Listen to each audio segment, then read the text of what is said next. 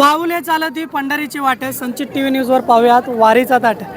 तर सध्या मंडळी आम्ही आहोत बंडीशेगाव ते वाकरीच्या दिंडी मार्गावरती.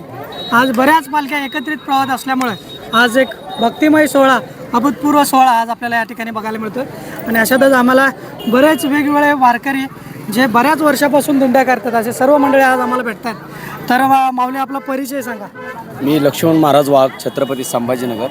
अच्छा. माऊली सोहळ्यामध्ये आपली दिंडी आहे. 500 लोक आहेत माझ्याबरोबर. अच्छा.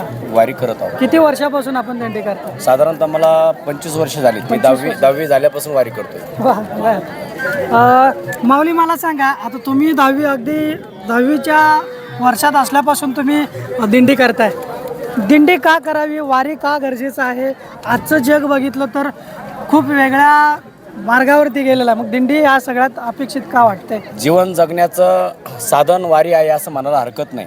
कारण वारीमध्ये आपल्या ठिकाणी असलेल्या ज्या भौतिक चुका असतात या चुका सुधारण्याचं एकदम उत्तम साधन म्हणजे वारी आहे. वारीमध्ये मनुष्य चालताना एकमेकांशी माऊली या नात्याने चालतो. सुख दुःख एकमेकाचं सामावून घेतो आणि एकमेकाला मदत करतो. आनंदात पांडुरंगाच्या नामात गजरामध्ये वारकरी चालतो, डुलत चालतो, आनंद येतो आणि आनंद वर्षभर त्या व्यक्तीला टिकतो. बॅटरी चार्जिंग झाल्यावर तो व्यक्ती वर्षभर आनंदामध्ये जीवन जगतो. वा, काय सांगाल? एखादा अभंग सर्वांसाठी म्हणजे ऐकायला आवडेल, कोणता अभंग केला?